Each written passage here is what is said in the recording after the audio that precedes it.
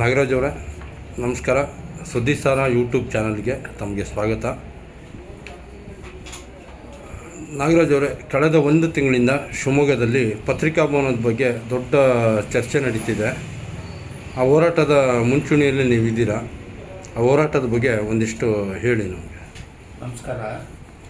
ನೋಡಿ, ಜಿಲ್ಲಾ ಕೇಂದ್ರಗಳಲ್ಲಿ ಪತ್ರಿಕಾ ಭವನ ಮಾಡಬೇಕು ಅಂತ ಸರ್ಕಾರ 2009-10 ಸಾಲಿನಲ್ಲಿ ತೀರ್ಮಾನ ಮಾಡಿ ರಾಜ್ಯದ ಆಯವ್ಯಯದಲ್ಲಿ ಎಲ್ಲ ಜಿಲ್ಲಾ ಕೇಂದ್ರಗಳಲ್ಲಿ ಸುಮಾರು ಪ್ರಾಥಮಿಕವಾಗಿ ಒಂದು 10 ಜಿಲ್ಲೆಯಲ್ಲಿ ಪತ್ರಿಕಾ ಭವನ ಮಾಡಬೇಕು ಅಂತ ತೀರ್ಮಾನ ಮಾಡಿ ಬಜೆಟಲ್ಲಿ ಹಣನ ಮೀಸಲಿಡ್ತಾರೆ. ಮೀಸಲಿಟ್ಟು 2009-10 ಸಾಲಿನಲ್ಲಿ 25 ಲಕ್ಷ ರೂಪಾಯಿನ ಜಿಲ್ಲಾ ಕೇಂದ್ರಗಳಿಗೆ ಪತ್ರಿಕಾ ಭವನಕ್ಕೆ ಅಂತ ಬಿಡುಗಡೆ ಮಾಡ್ತಾರೆ. ಅಲ್ಲಿಗೆ ಎಲ್ಲಿಂದ ಅದು ಸರ್ಕಾರದಿಂದ ಹಣ ಬಿಡುಗಡೆ ಆಗುತ್ತೆ. ಯಾರಿಗೆ ಬರುತ್ತದು ಸರ್ಕಾರದಿಂದ ಹಣ? DC ಬರುತ್ತೆ, ಜಿಲ್ಲಾಧಿಕಾರಿಯಿಂದ ನೆಕ್ಸ್ಟು ಪತ್ರಿಕಾ ಭವನ ನಿರ್ಮಾಣಕ್ಕೆ ಹೋಗುತ್ತೆ. ಇದು ಮೊದಲನೇ ಹಂತ. 25 ಲಕ್ಷ ಬಿಡುಗಡೆ ಆದ ನಂತರದಲ್ಲಿ ಪತ್ರಿಕಾ ಭವನದ ನಿರ್ಮಾಣ ಹಂತದ ಕಾರ್ಯಗಳು ಶುರು ಆದಾಗ ಶಿವಮೊಗ್ಗ ಜಿಲ್ಲೆಯಲ್ಲೂ ಪತ್ರಿಕಾ ಭವನ ನಿರ್ಮಾಣ ಮಾಡಬೇಕು ಅಂತ ಒಂದು ಹಂತದಲ್ಲಿ 25 ಲಕ್ಷ ಬಿಡುಗಡೆ ಆಗುತ್ತೆ. 2009-10 ಸಾಲಿನಲ್ಲಿ ಬಿಡುಗಡೆ ಆಗುತ್ತೆ. ಅದನ್ನು ಯಾರು ಬಿಡುಗಡೆ ಮಾಡ್ತಾರೆ ಅಂದರೆ NR ವಿಶ್ವಕುಮಾರ್ ನಿರ್ದೇಶಕರು, ಕೇಂದ್ರ ವಾರ್ತಾ ಇಲಾಖೆ ಯಾರಿದ್ದಾರೆ, ಕೇಂದ್ರ ವಾರ್ತಾ ಇಲಾಖೆ ನಿರ್ದೇಶಕರು ನೋಡಿ ಇಲ್ಲಿ ವಿಶ್ವಕುಮಾರ್ ಅಂತ ಅವರು 2009-10 ಸಾಲಿನಲ್ಲಿ ಆಯವ್ಯಯದಲ್ಲಿ ಎಲ್ಲ ಜಿಲ್ಲಾ ಕೇಂದ್ರಗಳಿಗೆ 25 ಲಕ್ಷ ರೂಪಾಯಿ ಅನುದಾನನ ಪತ್ರಿಕಾ ಭವನಕ್ಕೆ ನಿರ್ಮಾಣಕ್ಕೆ ಅಂತ ಬಿಡುಗಡೆ ಮಾಡ್ತಾರೆ. ಆಯಿತಾ? ಅದಾದಮೇಲೆ ನಂತರದಲ್ಲಿ 38 ಲಕ್ಷ ಯಾವಾಗ ಅಂದರೆ 2019 ಸಾಲಿನಲ್ಲಿ 41 ಲಕ್ಷ ಯಾವ ಇಲಾಖೆ ಬಿಡುಗಡೆ ಮಾಡುತ್ತೆ? ಮಂಜೂರಾತಿ ಸರ್ಕಾರ ಬಿಡುಗಡೆ ಮಾಡುತ್ತೆ. ಯಾರಿಗೆ? ಜಿಲ್ಲಾಧಿಕಾರಿಗಳಿಗೆ 41 ಲಕ್ಷ. ನೋಡಿ,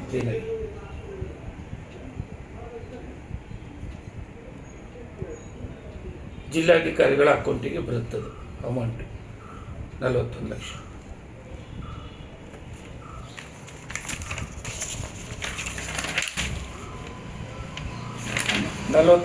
ಬರುತ್ತೆ. ಅದನ್ನು ಯಾವುದಕ್ಕೆ ಅಂತಂದರೆ ಪತ್ರಿಕಾ ಭವನ ನಿರ್ಮಾಣಕ್ಕೆ. ನೋಡಿ, ಶಿವಮೊಗ್ಗ ವಾರ್ತಾ ಮತ್ತು ಪ್ರಚಾರಕ್ಕೆ ಇಲಾಖೆ ವತಿಯಿಂದ ಪತ್ರಿಕಾ ಭವನ ಕಟ್ಟಡ 1ನೇ ಅಂತಸ್ತಿನ ಕಟ್ಟಡ ನಿರ್ಮಾಣ ಕಾಮಗಾರಿಗೆ ಅನುದಾನ ಬಿಡುಗಡೆ 41 ಲಕ್ಷ ಬರುತ್ತೆ. ಆಯಿತಾ? ಇದಾದ ಮೇಲೆ ಇದು ಯಾರ ಖಾತೆಗಿದೆ? ಇದು ಸರ್ಕಾರಿ ಜಾಗ. ಇದು ಆ್ಯಕ್ಚುಲಿ ಜಿಲ್ಲಾ ಪಂಚಾಯತ್ ಇಂಜಿನಿಯರ್ ವಿಭಾಗದ್ದು ಅವ್ರ ಹೆಸರಿಗೆ ಖಾತೆ ಇದೆ. ಖಾತೆ ಎಕ್ಸ್ಟ್ರಾಕ್ಟ್ ಇದು ಮಹಾನಗರ ಪಾಲಿಕೆದು ಖಾತೆ ಎಕ್ಸ್ಟ್ರಾಕ್ಟು. ಇದು ಯಾರ ಹೆಸರಿಗಿದೆ? ಇದು ಜಿಲ್ಲಾ ಪಂಚಾಯತ್ ಇಂಜಿನಿಯರ್. ಅಲ್ಲಿಗೆ ಜಾಗ ಜಿಲ್ಲಾ ಪಂಚಾಯತ್ ಇಂಜಿನಿಯರ್ ವಿಭಾಗದ್ದು, ದುಡ್ಡು ಸರ್ಕಾರದ್ದು. ಆಮೇಲೆ ನಂತರದಲ್ಲಿ ಇಲ್ಲಿ ನೋಡಿದೆ, ನಂತರದಲ್ಲಿ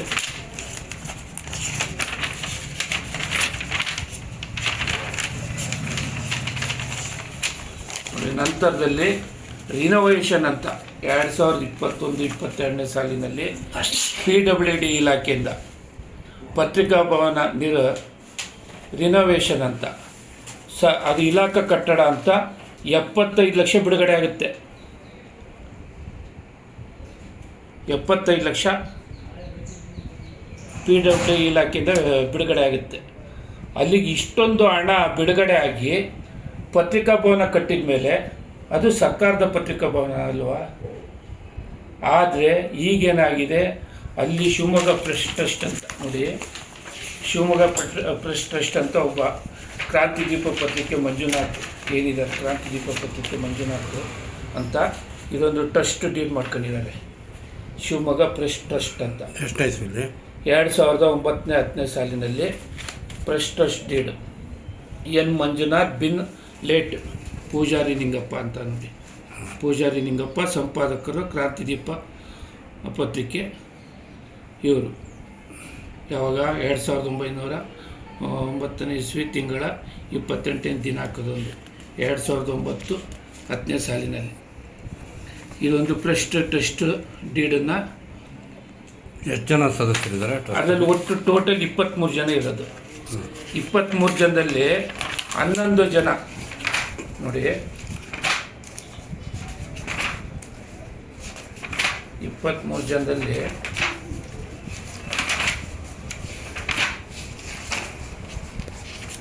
ಮಾಡ್ಕೊಳ್ತಾರೆ.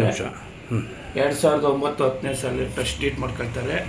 ಅದರಲ್ಲಿ ಪ್ರಥಮವಾಗಿ ಆಡಳಿತ ಮಂಡಳಿ ಸದಸ್ಯರು 11 ಜನ. ಯಾರು? 2009-10ನೇ ಸಾಲಿನಲ್ಲಿ ಯಾರು? ಎನ್ ಮಂಜುನಾಥ್ ಅಧ್ಯಕ್ಷರು, ಉಪಾಧ್ಯಕ್ಷರು ಗೋಪಾಲ್ ಎಸ್ ಎಡಗೆರೆ, ಆಯಿತಾ. ಆಮೇಲೆ ವೈ ಕೆ ಸೂರ್ಯನಾರಾಯಣ ಕಾರ್ಯದರ್ಶಿ, ವೈ ವಿ ಶಿಂಗೇಶ್ವರ್ ಖಜಾಂಚಿ, ಗಿರೀಶ್ ಉಮ್ರಾಯಿ ಸಹ ಕಾರ್ಯದರ್ಶಿ, ಎಸ್ ಚಂದ್ರಕಾಂತ್ ಕಾರ್ಯಕಾರಿ ಟ್ರಸ್ಟಿ, ಪ್ರಮೋದ್ ಮಿಳಗಟ್ಟಿ ಕಾರ್ಯಕಾರಿ ಟ್ರಸ್ಟಿ, ನಾಗರಾಜ ಕಾರ್ಯಕಾರಿ ಟ್ರಸ್ಟ್, ಎನ್ ರವಿಕುಮಾರ್ ಸಂಪಾದಕರು ಶಿವಮೊಗ್ಗ ಟೈಮ್ಸ್ ಅಂತ ಇದೆ ಕಾರ್ಯಕಾರಿ ಟ್ರಸ್ಟಿ, ಹೊನ್ನಾಳಿ ಚಂದ್ರಶೇಖರ್ ಅಧಿಕಾರ ಕನ್ನಡಪ್ರಭ, ಶ್ರೀಕಾಂತ್ ಕಾಮತ್ ಕಾರ್ಯಕಾರಿ ಟ್ರಸ್ಟ್. ಒಟ್ಟು 11 ಜನ ಪದಾಧಿಕಾರಿ ಇದು ಕಾರ್ಯಕಾರಿ ಟ್ರಸ್ಟಿ ಮಾಡ್ಕೊಳ್ತಾರೆ. ಆಮೇಲೆ ಟ್ರಸ್ಟಿಗಳು ಒಟ್ಟು 12 ಜನ. ಟೋಟಲ್ ಅಲ್ಲಿಗೆ ಈ ಟ್ರಸ್ಟ್ ಡೀಡಲ್ಲಿ 23 ಜನ ಇದ್ದಾರೆ ಈ ಟ್ರಸ್ಟಲ್ಲಿ. ಈ ಅನ್ನೋದೇನಿದೆ ಇದು ಖಾಸಗಿ ಟ್ರಸ್ಟ್. ಏನು ಉದ್ದೇಶಕ್ಕೆ ಟ್ರಸ್ಟ್ ಮಾಡಿದವರು? ಅವ್ರು ಟ್ರಸ್ಟ್ ಮಾಡ್ಕೊಂಡಿರೋದು ಅವ್ರ ಉದ್ದೇಶ, ಅವ್ರದ್ದು ಪತ್ರಕರ್ತರದ್ದು ಹಿತಾಸಕ್ತಿ ಏನೇನೋ ಇದೆ ಅವ್ರದ್ದು. ಆದರೆ ಅದು ಏನೇನ್ರೂ ಟ್ರಸ್ಟ್ ಅಂದಾಗ ಏನಾಗುತ್ತೆ, ಅದು ಸ್ವಂತ ಖಾಸಗಿ ಸಂಸ್ಥೆ. ಅದು ಆ ಖಾಸಗಿ ಸಂಸ್ಥೆಗೆ ಪತ್ರಿಕಾ ಭವನನ ಹೆಂಗೆ ಕೊಟ್ಟರು? ಇವನು ಏನು ಮಾಡ್ತಾ ಇದ್ದಾನೆ, ಈ ಕ್ರಾಂತಿದೀಪ ಪತ್ರಿಕೆ ಸಂಪಾದಕ, ನಾನು ಇವಾಗ ಪ್ರೆಸ್ ಟ್ರಸ್ಟ್ ಅಧ್ಯಕ್ಷ ಅಂತ ಹೇಳ್ಕೊಂಡು ಇದು ಮಾಡಿದ್ದಾನೆ. ಆದರೆ ಈ ಪ್ರೆಸ್ ಟ್ರಸ್ಟ್ ಡೀಟ್ ನೋಡಿ, ಇದು ಒರಿಜಿನಲ್. ಇದು ನಾನು ಯಾರ ಹತ್ರ ತೊಗೊಂಡಿದ್ದೀನಿ? ಸಾರ್ವಜನಿಕ ಮಾಹಿತಿ ಅಧಿಕಾರಿಗಳು ಹಾಗೂ ಹಿರಿಯ ಉಪನೋಂದಣಾಧಿಕಾರಿಗಳಿಂದ RT ಆ್ಯಕ್ಟಲ್ಲಿ ತೊಗೊಂಡಿದ್ದೀನಿ. ಇದ್ರ ಪ್ರಕಾರ ಅವ್ರು ಬರ್ಕೊಂಡಂಗೆ ಯಾವ ಮಂಜುನಾಥ್ ನಿರ್ಮಾತೃ ಈ ಪ್ರೆಸ್ ಟ್ರಸ್ಟ್ ಡೀಡ್ ಏನಿದ್ದಾರೆ ಅವ್ರು ಬರ್ಕೊಂಡ ಪ್ರಕಾರನೇ 5 ವರ್ಷ ಮಾತ್ರ ಈ ಪದಾಧಿಕಾರಿಗಳು ಫಸ್ಟಿಗೆ ಯಾರ ಇವಾಗ ನಿರ್ಮಾಣ ಆಗಿದೆ ಆವಾಗ ಅವರು ಅಧ್ಯಕ್ಷರಾಗಿರ್ತಾರೆ ಅಷ್ಟೇ. ನಂತರದಲ್ಲಿ ಯಾರೇ ಅಧ್ಯಕ್ಷ ಆಗಬೇಕಾದ್ರೆ ಶಿವಮೊಗ್ಗ ಜಿಲ್ಲಾ ಕಾರ್ಯನಿರತ ಪತ್ರಕರ್ತರ ಸಂಘದ ಅಧ್ಯಕ್ಷರು ಪ್ರೆಸ್ ಟ್ರಸ್ಟ್ ಅಧ್ಯಕ್ಷ ಆಗ್ತಾರೆ ಅಂತ ಇದನ್ನು ಬರ್ಕೊಂಡಿದ್ದಾರೆ. 2 ಅವಧಿಗೆ ಇವಾಗ ಕಳೆದ 5 ವರ್ಷ ಎನ್ ರವಿಕುಮಾರ್ ಅಂತ ಶಿವಮೊಗ್ಗ ಟೈಮ್ಸ್ ಪತ್ರಿಕೆ, ಶಿವಮೊಗ್ಗ ಕರ್ನಾಟಕ ಕಾರ್ಯನಿರತ ಪತ್ರಕರ್ತರು ಶಿವಮೊಗ್ಗ ಜಿಲ್ಲಾ ಕಾರ್ಯನಿರತ ಪತ್ರಕರ್ತರ ಸಂಘದ ಅಧ್ಯಕ್ಷರಾಗಿದ್ದರು. ಅವರಿಗೂ ಪ್ರೆಸ್ ಟ್ರಸ್ಟ್ ಅಧ್ಯಕ್ಷ ಸ್ಥಾನ ಬಿಟ್ಟುಕೊಡಲಿಲ್ಲ. ನಂತರದಲ್ಲಿ ಇನ್ನೊಂದು ಅವಧಿಯಲ್ಲಿ ಶಿವಕುಮಾರ್ ಅಂತ ನಮ್ಮ ನಾಡು ಪತ್ರಿಕೆಯರು ಅಧ್ಯಕ್ಷರಾದರು. ಅವರು ಶಿವಮೊಗ್ಗ ಕಾರ್ಯನಿರತ ಪತ್ರಕರ್ತರ ಅಧ್ಯಕ್ಷರಾದರು. ಈ ಟ್ರಸ್ಟ್ ಡೀಡ್ ಪ್ರಕಾರನ ಯಾರು ಅಧ್ಯಕ್ಷ ಆಗಬೇಕಾಯಿತು? ಕೆ ವಿ ಶಿವಕುಮಾರ್ ಆಗಬೇಕಾಯಿತು. ಆದರೆ ಅವ್ರಿಗೂ ಬಿಟ್ಟುಕೊಡಲಿಲ್ಲ. ಅಲ್ಲಿಗೆ ಏನು ಅರ್ಥ ಹಂಗಾರೆ? ಟ್ರಸ್ಟ್ ಡೀಡ್ ಉಲ್ಲಂಘನೆ, ಅವ್ರು ಮಾಡ್ಕೊಂಡಿರೋ ಟ್ರಸ್ಟೇ ಡೀಡ್ ಉಲ್ಲಂಘನೆ. ಮತ್ತು ಇದವರು ಎಲೆಕ್ಷನ್ ಸಹಿತ ನಡೆಸಿಲ್ಲ. ಪದಾಧಿಕಾರಿಗಳು 6 ಜನ ಪದಾಧಿಕಾರಿಗಳಿಗೆ ಎಲೆಕ್ಷನ್ 3 ವರ್ಷಕ್ಕೊಂದ್ಸರಿ ನಡೆಯುತ್ತೆ. ಅಧ್ಯಕ್ಷರಿಗೆ ಎಲೆಕ್ಷನ್ ಇರಲ್ಲ. ಶಿವಮೊಗ್ಗ ಕಾರ್ಯನಿರತ ಪತ್ರಕರ್ತದ ಜಿಲ್ಲಾ ಕಾರ್ಯನಿರತ ಪತ್ರಕರ್ತದಲ್ಲಿ ಯಾರು ಅಧ್ಯಕ್ಷ ಆಗಿರ್ತಾರೆ ಅದೇ ಅಧ್ಯಕ್ಷ ಇಲ್ಲ ಆಗ್ತಾರೆ, ಅವರಿಗೆ ಎಲೆಕ್ಷನ್ ಇಲ್ಲ. ಇನ್ನು 6 ಜನ ಪದಾಧಿಕಾರಿಗಳಿಗೆ ಎಲೆಕ್ಷನ್ ಆಗಬೇಕು 3 ವರ್ಷಕ್ಕೊಂದ್ಸರಿ. ಇದುವರೆಗೂ ಎಲೆಕ್ಷನ್ ಮಾಡಿಲ್ಲ. ಶಿವಮೊಗ್ಗ ಕಾರ್ಯನಿರತ ಪತ್ರಕರ್ತರ ಅಧ್ಯಕ್ಷರಿಗೆ ಇಲ್ಲಿ ಪ್ರೆಸ್ ಟ್ರಸ್ಟ್ ಅಧ್ಯಕ್ಷರಾಗಿ ಮುಂದುವರಿಯಕ್ಕೆ ಕಾಲಾವಕಾಶ ಕೊಡಬೇಕಾಗಿತ್ತು, ಅದು ಕೊಟ್ಟಿಲ್ಲ. ಟ್ರಸ್ಟು ಅವರು ಒಂದು ಟ್ರಸ್ಟ್ ಅಡಿನಲ್ಲಿ ನೋಂದಣಿ ಮಾಡಿಸ್ಕೊಂಡಿದ್ದಾರೆ. ಟ್ರಸ್ಟಿಗೆ ಪತ್ರಕರ್ತರ ಸಂಘದವರು ಅಧ್ಯಕ್ಷ ಆಗಬೇಕಂತ ಟ್ರಸ್ಟಲ್ಲಿ ಮಾಡಿದರು. ಅದು ಇನ್ನೊಂದು ಸೈಡು. ಪತ್ರಿಕಾ ಭವನ ಟ್ರಸ್ಟಿಗೆ ಸೇರಿದ್ದು ಅಂತ ಅವ್ರು ಹೇಳ್ತಾ ಇದ್ದಾರೆ. ನೀವು ಟ್ರಸ್ಟಿಗೆ ಸೇರಿಲ್ಲ ಅಂತ ಹೆಂಗೆ ಹೇಳ್ತಿದ್ದೀರಾ? ಅದು ಟ್ರಸ್ಟಿಗೆ ಸೇರಿದ್ದು ಅಂತ ಹೆಂಗಾಗುತ್ತದು? ಸರ್ಕಾರಿ ಜಾಗ, ನೀವು ಸರ್ಕಾರಿ ಜಾಗ ಅಂತ ಹೇಳ್ತಿದ್ದೀರಾ. ಸರ್ಕಾರಿ ಇಲ್ಲೇ ನೋಡಿ, ಕಾರ್ಯಪಾಲಕ ಇದು ಜಿಲ್ಲಾ ಪಂಚಾಯತ್ ಇಂಜಿನಿಯರ್ ವಿಭಾಗದ್ದು ಖಾತೆ ಎಕ್ಸ್ಟ್ರಾಕ್ಟಿಂಗ್ ತೋರಿಸ್ತೇನೆ ನೋಡಿ. ಅವ್ರದ್ದು ಅದ್ರ ಪ್ರಕಾರ ಖಾತೆ ಯಾರೇ ಸಿಗ್ಬೋದು ನೋಡಿ.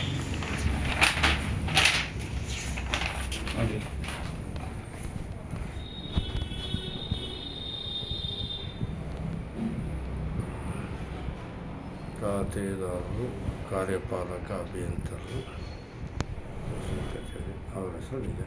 2009-10 ಆದರೆ ಸರ್ಕಾರದಿಂದ ಅನುದಾನ ಬಿಡುಗಡೆ ಆದ ನಂತರ ಸರ್ಕಾರದ ದುಡ್ಡಲ್ಲಿ ಪತ್ರಿಕಾಭವನ ನಿರ್ಮಾಣ ಮಾಡಿದ ಮೇಲೆ ಒಬ್ಬ ಖಾಸಗಿ ಸಂಸ್ಥೆಗೆ ಯಾವುದೇ ಅಗ್ರಿಮೆಂಟ್ ಇಲ್ಲದಲೆ ಅಲ್ಲಿ ಇವನು ಶಿವಮೊಗ್ಗ ಪ್ರೆಸ್ ಟ್ರಸ್ಟ್ ಅಂತ ಬೋರ್ಡ್ ಹಾಕೊಂಡು ಕಾರ್ಯಚಟುವಟಿಕೆ ಮಾಡ್ತಾಯಿದ್ದಾರೆ. ಇವಾಗ ಪತ್ರಿಕಾಭವನ ನಿರ್ಮಾಣ ಆದಮೇಲೆ ನೋಡಿ ಇಲ್ಲಿ ಇದ್ರ ಪ್ರಕಾರ ಸರ್ಕಾರ ಸಚಿವಾಲಯ ಇದು ಭಾರಿ ಇದು ಇದು ಮುಂಚೆ 2009ರಲ್ಲಿ ಒಂದು ಆದೇಶ ಆಗುತ್ತೆ. ಅಲ್ಲಿ 7 ಜನ ಕಮಿಟಿನ ನೇಮಕ ಮಾಡ್ತಾರೆ ಪತ್ರಿಕಾಭವನಕ್ಕೆ. ಯಾರು? ಸರ್ಕಾರದ ಅಧೀನ ಕಾರ್ಯದರ್ಶಿ, ಕನ್ನಡ ಸಂಸ್ಕೃತಿ ಹಾಗೂ ವಾರ್ತಾ ಶಾಖೆ ಇವರು ಅಧೀನ ಕಾರ್ಯದರ್ಶಿ. ಈ ಪತ್ರಿಕಾಭವನ ನೋಡಿ ಎಷ್ಟು ಕ್ಲಿಯರಾಗಿ ಕೊಟ್ಟಿದ್ದಾರೆ, ಅಧಿಸೂಚನೆ ಇದೆ. ಇದು 2ನೇ ಅಧಿಸೂಚನೆ 15/6/2017 ಆಗಿರೋದು ನೋಡಿ. ಇದು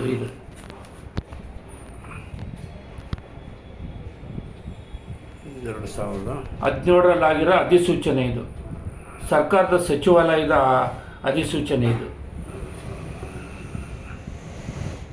ಪತ್ರಿಕಾಭವನಗಳ ನಿರ್ಮಾಣ ನೋಡಿ, ಪತ್ರಿಕಾಭವನಗಳ ನಿರ್ಮಾಣ ಹಾಗೂ ನಿರ್ಮಾಣಗೊಂಡಿರುವ ಭವನಗಳ ದುರಸ್ತಿ, ಅಭಿವೃದ್ಧಿ, ನಿರ್ವಹಣೆ, ಮೇಲ್ವಿಚಾರಣೆ ಇವುಗಳ ಉದ್ದೇಶಕ್ಕಾಗಿ ಅಧಿಸೂಚನೆ ಸಂಖ್ಯೆ ಹಿಂದೆ ಏನು 7 ಕಮಿಟಿ ಇತ್ತು ಅದನ್ನು ಮಾರ್ಪಡಿಸಿ ಈ ತಕ್ಷಣದಿಂದ 5 ಜನ ಕಮಿಟಿನ ನೇಮಕ ಮಾಡಿದ್ದೀವಿ ಅಂತ ಹೇಳ್ತಾರೆ. ಯಾರು ಅದಕ್ಕೆ ಅಧ್ಯಕ್ಷರು? ಈ ಕಮಿಟಿಗೆ, ಪತ್ರಿಕಾಭವನ ಕಮಿಟಿಗೆ ಜಿಲ್ಲಾಧಿಕಾರಿಗಳು ಅಧ್ಯಕ್ಷರಾಗಿದ್ದಾರೆ. ಆ ಜಿಲ್ಲಾಧಿಕಾರಿಗಳು ಪತ್ರಿಕಾಭವನಕ್ಕೆ ಅಧ್ಯಕ್ಷರು. ಆಮೇಲೆ ಕಾರ್ಯಪಾಲಕ ಅಭಿಯಂತರರು, ಲೋಕೋಪಯೋಗಿ ಇಲಾಖೆ ಅವರು ಸದಸ್ಯರಾಗಿದ್ದಾರೆ. ಅದು ಬಿಟ್ಟರೆ ಸಂಬಂಧಿಸಿದ ತಾಲೂಕಿನ ತಹಸೀಲ್ದಾರರು, ಅದು ಬಿಟ್ಟರೆ ಕನ್ನಡ ಮತ್ತು ಸಂಸ್ಕೃತಿ ಇಲಾಖೆ ಸಹಾಯಕ ನಿರ್ದೇಶಕ ಸದಸ್ಯರಾಗಿದ್ದಾರೆ. ನಂತರದಲ್ಲಿ ವಾರ್ತಾ ಇಲಾಖೆ, ಸಾರ್ವಜನಿಕ ಸಂಪರ್ಕ ಇಲಾಖೆ ಉಪನಿರ್ದೇಶಕರು, ಇದಕ್ಕೆ ಸದಸ್ಯ ಕಾರ್ಯದರ್ಶಿ.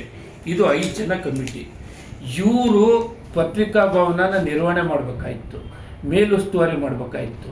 ಆದರೆ ಇವತ್ತು ಶಿವಮೊಗ್ಗ ಪ್ರೆಸ್ ಟ್ರಸ್ಟ್ ಅಂತ ಏನು ಖಾಸಗಿ ಪ್ರೆಸ್ಟೀಜ್ ಮಾಡ್ಕೊಂಡಿದ್ದಾರೆ, ಆ ಅವನ ಅಧ್ಯಕ್ಷನೂ ಅಲ್ಲ ಆ್ಯಕ್ಚುಲಿ, ಮಂಜುನಾಥ್ ಅಂತ. ಏನು ಮಂಜುನಾಥ್? ಕ್ರಾಂತಿದೀಪ ಪತ್ರಿಕೆ.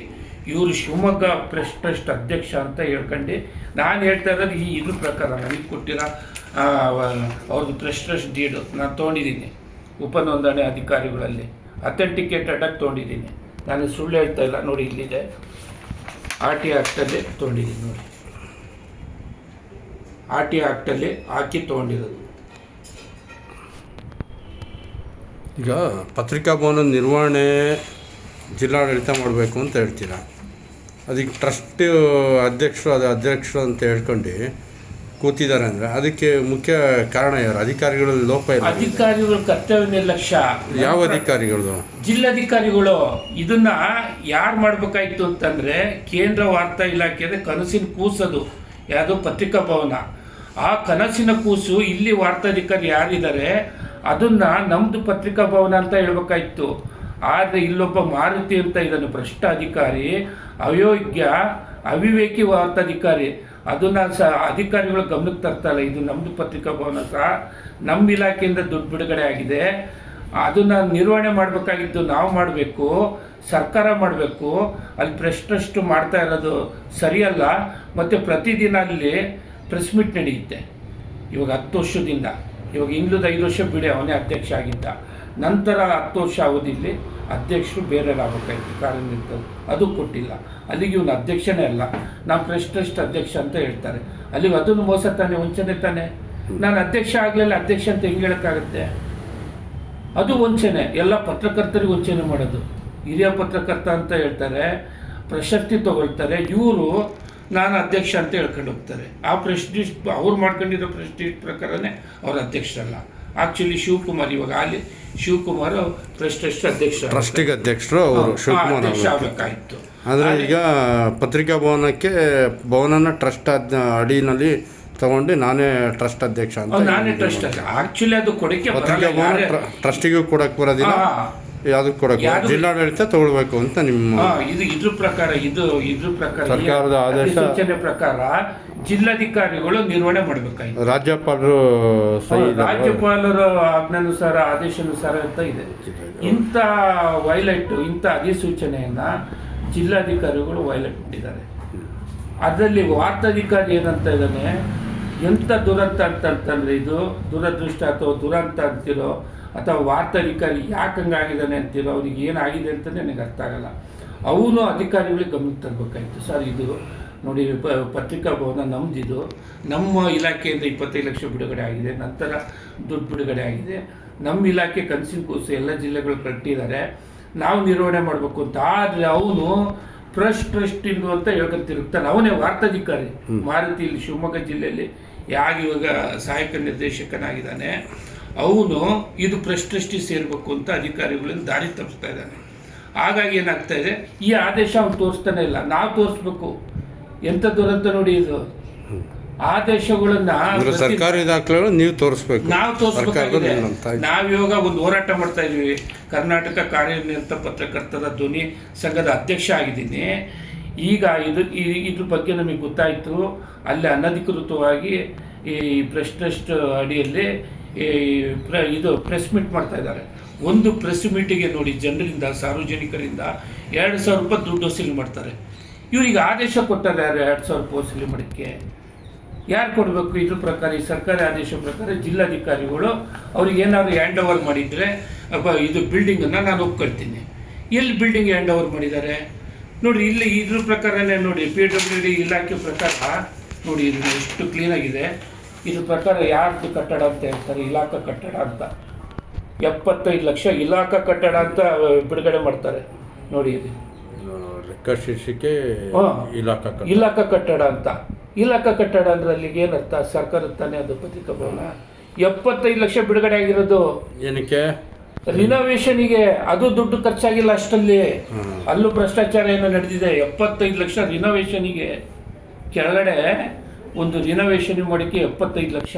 ಆ ಪತ್ರಿಕಾ ಭವನ ಇಡೀ ಪತ್ರಕರ್ತರ ಸಮೂಹಕ್ಕೂ ಬರೀ ಟ್ರಸ್ಟ್ ಸದಸ್ಯರಿಗೆ ಇರೋದು. ಅದೇ ಇವಾಗ ಅದನ್ನೇ ನಾವು ಇವಾಗ ಹೋರಾಟ ಮಾಡ್ತಾ ಇರೋದು. ಏನಾಗಿದೆ ಅಂತಂದರೆ, ಈ ಟ್ರಸ್ಟ್ ಅಧ್ಯಕ್ಷ ಏನು ಕ್ರಾಂತಿದೀಪ ಪತ್ರಿಕೆ ಮಂಜುನಾಥ್ ಇದ್ದಾರೆ, ಅವ್ನು ಕೆಲವೇ ಜನನ ನಮ್ಮ ಟ್ರಸ್ಟ್ ನಮ್ಮ ಪತ್ರಿಕಾ ಭವನ ಅಂತ ಬಿಂಬಿಸ್ಕೊಂಡಿದ್ದಾರೆ. ಆದರೆ ಅದು ದುಡ್ಡು ಹಾಕಿರೋದು ಯಾರು? ಸರ್ಕಾರ. ಇವನೇನಾದ್ರು 1 ರೂಪಾಯಿ ದುಡ್ಡು ಹಾಕಿದಾರಾ? ಇವಾಗ ಟ್ರಸ್ಟ್ ಅಧ್ಯಕ್ಷ ಆಗಿ ನಾನು ಒಂದು 50 ಲಕ್ಷ ಹಾಕಿದ್ದೀನಪ್ಪ, ನಾನು ನಿರ್ಮಾಣ ಮಾಡಿದ್ದೀನಿ ಅಂತ ನಾವು ಒಪ್ಕೊಳ್ತೀವಿ. ಹೋಗಿ ಸರ್ಕಾರ ಆದೇಶ ಕೊಟ್ಟೈತೆ ಇವರಿಗೆ ಪತ್ರಿಕಾ ಭವನ ಇವನಿಗೆ ಹ್ಯಾಂಡ್ ಓವರ್ ಮಾಡಾಯ್ತಾ? ಯಾವುದೋ ಒಂದು ಮೂಲಗಳ ಪ್ರಕಾರ ಇವನು ಏನೋ ನೆಲ ಮಳೆಗೆ ಏನೋ ಆದೇಶ ತೊಗೊಂಡಿದ್ದಾನೆ ಅಂತ ಇದೆ. ಆದರೆ ಅದನ್ನು ಕೊಡಕ್ಕೆ ಬರಲ್ಲ, ಕಾನೂನು ಪ್ರಕಾರ ಕೊಡಕ್ಕೆ ಬರಲ್ಲ. ನೆಲ ಮಳೆಗೆ ಇವನಿಗೆ ಏನಾದ್ರು ಕೊಟ್ಟಿದ್ರೆ ಆದೇಶ ಮಾಡಿ ಜಡ್ಪಿಯಿಂದ ಕಟ್ಟಡ ಯಾಕೆ ಕಟ್ತಾರಲ್ಲ ಟ್ರಸ್ಟ್ ಜಾಗದಲ್ಲಿ? ಅದು ಕಾನೂನು ಬಾಹಿರ ಆಗುತ್ತಲ್ಲ. ದುಡ್ಡು ಬಿಡುಗಡೆ ಆದಮೇಲೆ ಸರ್ಕಾರಿ ಜಾಗದಲ್ಲಿ ಕಟ್ಟಡ ಕಟ್ಬೇಕಲ್ಲ. ಹಂಗೇನಾದ್ರು ಅದು ಟ್ರಸ್ಟಿಗೆ ಆ ಜಾಗ ಬಿಟ್ಕೊಟ್ಟಿದ್ರೆ ಆ ಜಾಗದಲ್ಲಿ ಇವರು ಬಂಡವಾಳ ಹಾಕಿ ಸರ್ಕಾರದವರು ಪತ್ರಿಕಾ ಭವನ ಕಟ್ಟಂಗಿಲ್ಲ, ಬೇರೆ ಜಾಗದಲ್ಲಿ ಕಟ್ಟಬೇಕು. ಹಂಗೇನಾದ್ರು ಕಟ್ಕೊಳಂಗಿದ್ರೆ ಅವ್ರು ದುಡ್ಡು ಹಾಕಿ ಟ್ರಸ್ಟ್ನವರು ಅಲ್ಲಿ ಕಟ್ಕೋಬೇಕು. ಟ್ರಸ್ಟ್ನವ್ರು 1 ರೂಪಾಯಿ ಬಂಡವಾಳ ಹಾಕಿಲ್ಲ ನೋಡಿ. ಪ್ರೆಸ್ ಮೀಟ್ ಮಾಡೋಕ್ಕೆ ಸಾರ್ವಜನಿಕರಿಂದ 2,000 ರೂಪಾಯಿ ವಸೂಲಿ ಮಾಡ್ತಾರೆ ಡೈಲಿ. ದಿವಸಕ್ಕೆ 5ರಿಂದ 10 ಪ್ರೆಸ್ ಮೀಟ್ ಆಗುತ್ತೆ. ಎಷ್ಟು ದುಡ್ಡಾಯಿತು? ಆಮೇಲೆ ಪ್ರೆಸ್ ನೋಟು ಸಾರ್ವಜನಿಕರು ಬಂದು ಏನೋ ನಮ್ಮದೊಂದು ಸುದ್ದಿ ಮಾಡಿ ಇಂಥದ್ದಿದೆ ಅಂತ ಕೊಟ್ಟೋದಾಗ 150 ರೂಪಾಯಿ ವಸೂಲಿ ಮಾಡ್ತಾರೆ. ಇದೆಲ್ಲ ಯಾರಿಗೆ ಸಂದಾಯ ಆಗಬೇಕಾಯ್ತು? ಸರ್ಕಾರಕ್ಕೆ ಸಂದಾಯ ಆಗಬೇಕಾಯ್ತು, ಇಲ್ಲಾಂದರೆ ಜಿಲ್ಲಾಧಿಕಾರಿಗಳಿಗೆ ಸಂದಾಯ ಆಗಬೇಕು, ಇಲ್ಲಾಂದರೆ ವಾರ್ತಾ ಇಲಾಖೆ ಸಂದಾಯ ಆಗಬೇಕು. ಇದನ್ನೆಲ್ಲ ಸರಿಪಡಿಸ್ಬೇಕಾಗಿದ್ದ ಇಲ್ಲಿ ಮಾರುತಿ ಆರ್ ಅಂತ ಇದ್ದಾರೆ ವಾರ್ತಾಧಿಕಾರಿ. 15 ವರ್ಷ ಆಗಿದೆ ಶಿವಮೊಗ್ಗ ಬಂದು, ಟ್ರಾನ್ಸ್ಫರ್ ಆಗಿಲ್ಲ, ಅಲ್ಲಡೆ ಇಲ್ಲ. ಯಾಕೆಂದರೆ ಅವನೇ ಭ್ರಷ್ಟ, ಅಲ್ಲಿ ಅವನದು ಪಾಲಿದೆ ಅಂತ ಈ ಪತ್ರಕರ್ತರೆಲ್ಲ ಹೇಳ್ತಾರೆ. ಯಾಕೆಂದರೆ ಆ ಪತ್ರಿಕಾ ಭವನ ಇವನು ಉಳಿಸ್ಬೇಕಾಯ್ತು, ನಾವು ಹೋರಾಟ ಮಾಡೋದಲ್ಲ. ಯಾರು ಉಳಿಸ್ಬೇಕಾಯ್ತು? ನಮ್ಮದು ಪತ್ರಿಕಾ ಭವನ ಅಂತ. ಇಲ್ಲಿ ಮಾರುತಿ 15 ವರ್ಷದಿಂದ ಇದನ್ನಲ್ಲ, ಅವನಿಗೆ ಗೊತ್ತು. ಅವ್ನು ಬಂದಿರೋದು 2009-10ನೇ ಸಾಲಿನಲ್ಲಿ. ಅವಾಗಿಂದ ಪತ್ರಿಕಾ ಭವನ ನಿರ್ಮಾಣ ಆಗಿದೆ. ಯಾರು ದುಡ್ಡು ಕೊಟ್ಟಿದ್ದಾರೆ, ಏನು ಕೊಟ್ಟಿದ್ದಾರೆ ಅಂತ ಹೇಳ್ಬೋದು. ಆದರೆ ಅಧಿಕಾರಿಗಳ ಹತ್ರ ಹೋಗಿ ಈ ಜಾಗ ಇದು ಎತ್ತದು ಈ ಪತ್ರಿಕಾ ಭವನ ಟ್ರಸ್ಟಿಗೆ ಸೇರಬೇಕಾಗಿತ್ತು ಅಂತ ಅವನು ಮಂಡನೆ ಮಾಡ್ತಾನೆ. ಇದು ಏನಂತೀರ ಇದಕ್ಕೆ? ಎಂಥ ವ್ಯವಸ್ಥೆ? ಇಂಥ ವಾರ್ತಾಧಿಕಾರಿ ಪತ್ರಿಕಾ ಭವನದಿಂದ ಏನಾದ್ರು ಮಾರುತಿ ತಗೊಳ್ತಾರೆ? 100% ನಮಗೆ ತಿಳಿದ ಪ್ರಕಾರ ಎಲ್ಲ ಪತ್ರಕರ್ತರು ಹೇಳ್ತಾರೆ ಇವನು ಶಾಮೀಲಾಗಿರೋದಕ್ಕೆ ಅದು ನಡೀತಾ ಇದೆ. ತಿಂಗಳ ವಸೂಲಿ ಆಗತ್ತಲ್ಲ? ಹೌದು, ತಿಂಗಳ ವಸೂಲಿ ಆಗುತ್ತಲ್ಲ. ಇವಾಗ ಪತ್ರಿಕಾ ಭವನ ಹೆಸರಲ್ಲಿ 2,000 ರೂಪಾಯಿ, ಇದು ಪ್ರೆಸ್ ಮೀಟ್ ಹೆಸರಲ್ಲಿ ವಸೂಲಿ ಆಗ್ತಾ ಇದೆ, ಪ್ರೆಸ್ ನೋಟಲ್ಲಿ ಹೆಸರಾಗ್ತಾ ಇದೆ. ಆಮೇಲೆ ಮೇಲ್ಗಡೆ ಇವಾಗ ಏನಾಗಿದೆ, ರಿನೋವೇಷನ್ ಆದಮೇಲೆ ಕೆಳಗಡೆ ಪ್ರೆಸ್ ಮೀಟ್ ನಡೀತಾ ಇದೆ, ಮೇಲ್ಗಡೆ ಹಾಲನ್ನ ಕಾರ್ಯಕ್ರಮ ಕೊಡ್ತಾ ಇದ್ದಾರೆ 5,000 10,000 ರೂಪಾಯಿ ಬಾಡಿಗೆ. ಇದೆಲ್ಲ ಅಮೌಂಟನ್ನ ಸರ್ಕಾರ ದುಡ್ಡಾಗಿ ಕಟ್ಟಿರೋ ಕಟ್ಟಡದಲ್ಲಿ ಯಾವುದೋ ಒಬ್ಬ ವ್ಯಕ್ತಿ ದುಡ್ಡು ಮಾಡ್ಕೊಂಡು ಹೋಗ್ತಾ ಇದ್ದಾನೆ. ಇದನ್ನು ಕೇಳತ್ತಪ್ಪ ನಾವು. ಜಿಲ್ಲಾಧಿಕಾರಿಗಳಿಗೆ ಇದು ನೋಡಿ 6ನೇ ಬಾರಿ ಮನವಿ ಕೊಡ್ತಾ ಇದ್ದಾರೆ. ನಾನು ನೋಡಿ ಇಲ್ಲಿ 6ನೇ ಬಾರಿ ಮನವಿ ಕೊಟ್ಟಿದ್ದೀನಿ ಜಿಲ್ಲಾಧಿಕಾರಿಗಳಿಗೆ. ಮತ್ತು ಯಾರ್ಯಾರಿಗೆ ಬರೆದಿದ್ದೀನಿ, ಸರ್ಕಾರದ ಅಧೀನ ಕಾರ್ಯದರ್ಶಿ ನೋಡಿದ್ವಿ ಯಾರ್ಯಾರಿಗೆ ಪತ್ರ ಬರೆದಿದ್ದೀನಿ.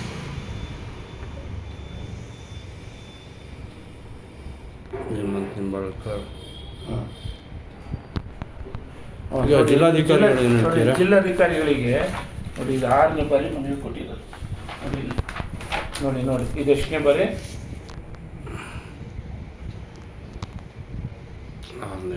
6ನೇ ಬಾರಿ ಮನವಿ ಕೊಟ್ಟಿದ್ದೀವಿ. ಏನಂತ ಮನವಿ ಕೊಟ್ಟಿದ್ದೀವಿ?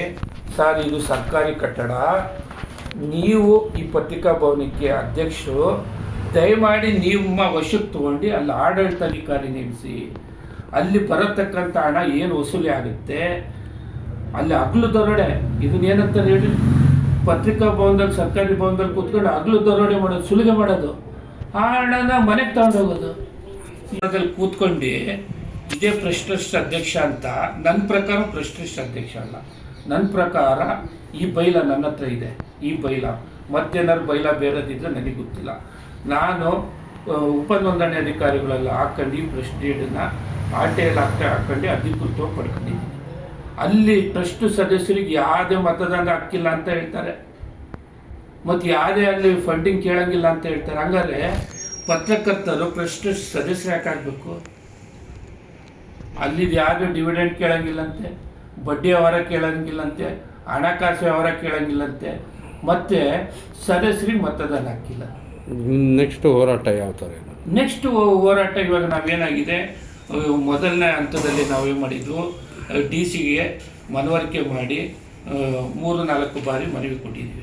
ಆಮೇಲೆ ನಾವು ಪೊಲೀಸ್ ಸ್ಟೇಷನಿಗೂ ಇನ್ಸ್ಪೆಕ್ಟರ್ ಕಂಡು, ಪೊಲೀಸ್ ಇನ್ಸ್ಪೆಕ್ಟರ್ ಕಂಡು ಇಲ್ಲಿ ಅವ್ಯವಹಾರ ನಡೀತಾ ಇದೆ, ಹಣ ದುರುಪಯೋಗ ಆಗ್ತಾ ಇದೆ, ಹಣ ಸುಲಿಗೆ ಆಗ್ತಾ ಇದೆ. ಪತ್ರಿಕಾ ಭವನ, ಸರ್ಕಾರಿ ಪತ್ರಿಕಾ ಭವನದಲ್ಲಿ ಕೂತ್ಕೊಂಡು ಟ್ರಸ್ಟರ್ಸ್ ಅಧ್ಯಕ್ಷ ಅಂತ ಹಣ ವಸೂಲಿ ಮಾಡ್ತಾ ಇದ್ದಾರೆ. ಅದನ್ನು ಸರ್ಕಾರದ ಕಟ್ಲಲ್ಲೇ ದುರುಪಯೋಗ ಆಗ್ತಾ ಇದೆ. ಹಾಗಾಗಿ ನಾವು 10 ವರ್ಷದಿಂದ ಏನು ಹಣ ವಸೂಲಿ ಆಗಿದೆ ಅದನ್ನು ವಸೂಲಿ ಮಾಡಬೇಕು, ಸರ್ಕಾರಕ್ಕೆ ಕಟ್ಟಂಗೆ ಹಾಕಬೇಕು, ಆಮೇಲೆ ಕಟ್ಟುವಂತಾಗಬೇಕು, ಆಮೇಲೆ ಅಲ್ಲಿ ಆಡಳಿತಾಧಿಕಾರಿ ನೇಮಿಸ್ಬೇಕು ಅಂತ ನಾವು ಒತ್ತಾಯ ಮಾಡಿ ಬೀಗ ಹಾಕುವ ಚಳುವಳಿ ನಾವು ಮಾಡಿದ್ವಿ. ಆವಾಗ ಆ ಟೈಮಲ್ಲಿ ಬೀಗ ಹಾಕೋ ಚಳುವಳಿಯಲ್ಲಿ ಯಾರೋ ಒಬ್ಬ ಕ್ರಿಮಿನಲ್ ಹಿನ್ನೆಲೆ ಉಳ್ಳ ವ್ಯಕ್ತಿ ಕರ್ಕೊಂಬಂದು ಗಲಾಟೆ ಮಾಡಿಸ್ತಾರೆ. ಯಾರು? ಇದೇ ಮಂಜುನಾಥ್. ಅದಕ್ಕೆ ಮಾರುತಿ ಪ್ರೇರಣೆ ಅಂತ ಹೇಳ್ತಾರೆ. ಹೆಂಗೆ ಟ್ರಸ್ಟ್ ಸದಸ್ಯರಾದ್ರೆ ಕೇಳ್ಬೇಕು, ಟ್ರಸ್ಟ್ ಸದಸ್ಯರು ನಮ್ಗೆ ಯಾರು ಕೇಳಿಲ್ಲ. ನಾವು ನ್ಯಾಯಯುತವಾಗಿ ಪತ್ರಿಕಾ ಭವನನ ಉಳಿಸಿ ಅಂತ ಹೋಗಿರೋದು. ನಾವು ಏನು ನಮಗೆ ಕೊಡಿ ಅಂತ ಕೇಳಿಲ್ಲ. ಸರ್ಕಾರಿ ಪತ್ರಿಕಾ ಭವನ, ಅದು ಸರ್ಕಾರಕ್ಕೆ ದುಡ್ಡು ಸೇರ್ಬೇಕಲ್ಲ ವಸೂಲಿ ಆಗೋಣ. ಮತ್ತು ಇವ್ರು ಟ್ರಸ್ಟ್ ಅಧ್ಯಕ್ಷರು ಅಲ್ಲ. ಹಾಗಾಗಿ ಅದನ್ನು ಇದು ಸರ್ಕಾರಿ ಆದೇಶ ಪ್ರಕಾರ ಜಿಲ್ಲಾಧಿಕಾರಿಗಳು ಅದಕ್ಕೆ ಅಧ್ಯಕ್ಷರು. ಹಾಗಾಗಿ ಸರ್ ತಾವು ದಯಮಾಡಿ ಅದನ್ನು ತಮ್ಮ ವಶಕ್ಕೆ ಪಡ್ಕೊಂಡು ಅಲ್ಲೊಂದು ಆಡಳಿತಾಧಿಕಾರಿ ನೇಮಿಸಿ ಅಲ್ಲಿ ಬರತಕ್ಕಂಥ ಹಣನ ತಾವು ಯಾವ್ದಾದ್ರು ಒಂದು ಹೆಡ್ಡಿಗೆ ನಿಮ್ಮ ಜಿಲ್ಲಾಧಿಕಾರಿಗಳಿಗೋ ಅಥವಾ ವಾರ್ತಾ ಇಲಾಖೆಗೋ ಕಟ್ಟುವಂತೆ ಮಾಡಿ ಸರ್ ಅಂತ ಹೇಳ್ತಾ ಇದ್ದೀವಿ. ಆದರೆ ಮೀನಮೇಷ ಎಣಿಸ್ತಾ ಇದ್ದಾರೆ. ಅದಕ್ಕೆ ನಾವು ಇವಾಗ ಏನು ಮಾಡಿದ್ದೀವಿ, ಯಾಕೆ ಜಿಲ್ಲಾಧಿಕಾರಿಗಳಿಗೆ ಗೊತ್ತಿಲ್ವಾ ಆದೇಶದ ಬಗ್ಗೆ? ಗೊತ್ತಿದೆ. ನಾವು ಜಿಲ್ಲಾ ರಕ್ಷಣಾಧಿಕಾರಿಗಳಿಗೂ ಕೊಟ್ಟಿದ್ದೀವಿ, ಜಿಲ್ಲಾಧಿಕಾರಿಗಳು ಕೊಟ್ಟಿದ್ದೀವಿ. ಯಾವುದೋ ಇನ್ಫ್ಲೂಯೆನ್ಸ್ ಅಂತ ಅನಿಸುತ್ತೆ. ಇನ್ಫ್ಲೂಯೆನ್ಸ್ ಅಂದ ತಕ್ಷಣ ನಾವು ಬಿಡಲ್ಲ. ಯಾಕೆಂದರೆ ಸರ್ಕಾರಿ ಕಟ್ಟಡದಲ್ಲಿ ಯಾರೋ ಒಬ್ಬ ವ್ಯಕ್ತಿ ಹಣನ ಸುಲಿಗೆ ಮಾಡ್ಕೊಂಡು ಹೋಗ್ತಾನೆ ಅಂದರೆ ಹೆಂಗಾಗುತ್ತೆ? ಅದನ್ನು ಯಾರು ಸರಿಪಡಿಸ್ಬೇಕಾಯ್ತು? ಮಾರುತಿ, ವಾರ್ತಾಧಿಕಾರಿ ಮಾರುತಿ. ಇದಕ್ಕೆ ಏನು ಮಾಡ್ಬೇಕಂದ್ರೆ ಕೇಂದ್ರ ವಾರ್ತಾ ಇಲಾಖೆ ಆಯುಕ್ತರು ಯಾರಿದ್ದಾರೆ ಅವನಿಗೆ ಬಲಿ ಹಾಕ್ಬೇಕು. ಫಸ್ಟು ಮಾರುತಿಗೆ ಫಸ್ಟು ಸಸ್ಪೆಂಡ್ ಮಾಡಬೇಕು. ಯಾಕೆ ಅಂತಂದ್ರೆ ಅವನು ಬ್ಯಾಟಿಂಗ್ ಮಾಡ್ತಾ ಇರೋ ಟ್ರಸ್ಟ್ ಅಧ್ಯಕ್ಷ ಪರವಾಗಿ. ಯಾಕೆ? ಅದು ಸರ್ಕಾರಿ ಪತ್ರಿಕಾ ಭವನ ತಾನೇ ಅದು. ನಮ್ಮದು ಸರ್ಕಾರಿ ಪತ್ರಿಕಾ ಭವನ ಸರ್, ನಮ್ಮ ದುಡ್ಡು ನಮ್ಮ ಇಲಾಖೆಯಿಂದ ಬಿಡುಗಡೆ ಆಗಿದೆ, ನಾವು ಕಟ್ಸಿರೋ ಸರ್ ಅಂತ ಇವ್ನು ಹೇಳ್ಬೇಕು ತಾನೆ. ಜಾಗ ಯಾರ್ದಾರು ಆಗಲಿ, ಬಂಡವಾಳ ಹಾಕಿ ಬಿಲ್ಡಿಂಗ್ ಕಟ್ಟಿರೋದು ಯಾರು? ಸರ್ಕಾರ. ಅದು 25 ಲಕ್ಷ ಕಣ್ರಿ. ಆಮೇಲೆ ಒಂದು 40 ಲಕ್ಷ. ಆಮೇಲೆ ಇದು ಎಂಥದ್ದು ಇನೋವೇಷನಿಗೆ 75 ಲಕ್ಷ. ಆಮೇಲೆ ಈ ವಿವಿಧ ಜನಪ್ರತಿನಿಧಿಗಳಿಂದ ಅನುದಾನ ತಗೊಂಡಿದ್ದಾರೆ ಅಂತ ಇದೆ. ಅದನ್ನು ಇವಾಗ ನಾವು ಸುಮಾರು ಕಡೆ ಹಾಕಿದ್ದೀವಿ. ಅದ್ರ ಜೊತೆ ಫಂಡಿಂಗ್ ಎತ್ತಿದ್ದಾರೆ. ಇಷ್ಟೊಂದೆಲ್ಲ ಬೆಲೆ ಬಾಳುತ್ತೆ ಅದು ಪತ್ರಿಕಾ ಭವನ. ಹೋಗ್ಲಿ, ಆ ಸರ್ಕಾರದ ಅಷ್ಟೊಂದು ದುಡ್ಡು ಖರ್ಚು ಮಾಡಿ 1.5 ಕೋಟಿ ಆಯ್ತು. ಇದ್ರ ಲೆಕ್ಕದ ಪ್ರಕಾರ ಇನ್ನ ಲೆಕ್ಕ ಬರಬೇಕು. ಈಗ ನಾವು ಪ್ರಾಥಮಿಕವಾಗಿ ಇದು ಅಧಿಕೃತ, ನಾನು ಹೇಳ್ತಾ ಇರೋದು ಅಧಿಕೃತವಾದ ಅಂದರೆ ಬೇರೆ ಸಂಘ ಸಂಸ್ಥೆಗಳ ಹತ್ರ ಸಾರ್ವಜನಿಕರ ಹತ್ರ ತಗೊಂಡು ತೋರಿಸಿಲ್ಲ, ಅದು ಸಾರ್ವಜನಿಕರು ಫಂಡಿಂಗ್ ಮಾಡಿ ಅದು ತೋರಿಸಿಲ್ಲ ಇವರು. ಬಟ್ ಜನಪ್ರತಿನಿಧಿಗಳು MLA MP ಫಂಡನ್ನು ತೊಗೊಂಡಿದ್ದಾರೆ ಅಂತ ಸುದ್ದಿ ಇದೆ. ಆದರೆ ಅದನ್ನು ನಾವು ಇವಾಗ ಕಲೆಕ್ಟ್ ಮಾಡ್ತಾ ಇದ್ದೀವಿ ಮಾಹಿತಿ. ಇದ್ರ ಪ್ರಕಾರನೇ 1.5 ಕೋಟಿ ಆಯಿತು. ಈ ಸರ್ಕಾರಿ ದಾಖಲೆ ಪ್ರಕಾರ ಸರ್ಕಾರದಿಂದ ಬಂದು ಖರ್ಚು ಮಾಡಿರೋದು ಬಿಲ್ಡಿಂಗ್. ಆದರೆ ಅಲ್ಲಿ ಒಬ್ಬ ವ್ಯಕ್ತಿ ವಸೂಲಿ ಮಾಡ್ತಾರೆ 15 ವರ್ಷದಿಂದ. ಅದನ್ನು ನಾವು ಬಂದ್ ಮಾಡಿ ಸರ್ ಮಾಡ್ತಾ ಇರೋದು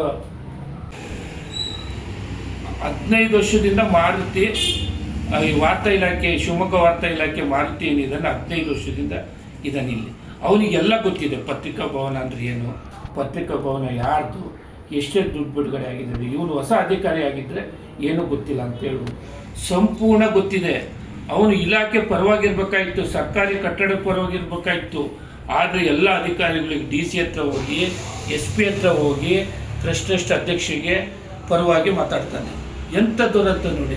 ಇಂಥ ವ್ಯಕ್ತಿ ಯಾಕೆ ಇಟ್ಕೋಬೇಕಿಲ್ಲ? 15 ವರ್ಷ ಆಗಿದೆ, ಟ್ರಾನ್ಸ್ಫರ್ ಆಗಬೇಕಾಯ್ತು. ಅವನು ವಾರ್ತಾ ಇಲಾಖೆ ಕುಲಗೆಡಿಸ್ಬಿಟ್ಟಿದ್ದಾನೆ. ಈಗ ಜಿಲ್ಲಾಧಿಕಾರಿಗಳು ನಿಮಗೆ ಸ್ಪಂದಿಸಿಲ್ಲ ಅಂತ ಹೇಳ್ತಾ ಇದ್ದೀವಿ. ಜಿಲ್ಲಾಧಿಕಾರಿಗಳು ಮಾತಾಡ್ತಾರೆ, ಮಾಡ್ತೀವಿ ಅಂತಾರೆ, ಆದರೆ ಮಾಡಿಲ್ಲ. ಆಗ್ಬೇಕಲ್ಲ. ಈಗ ಅವ್ರಿಗೇನು ಗಡುವು ಕೊಟ್ಟಿದ್ದೀರಾ? ಎಲ್ಲಿ ಎಷ್ಟೊಳಗೆ? ಅದೇ ಈಗ ಅದಕ್ಕೆ ಈಗ ಒಂದು ಗಡುವನ್ನ ನಾವೇ ಮಾಡಿದ್ದೀವಿ.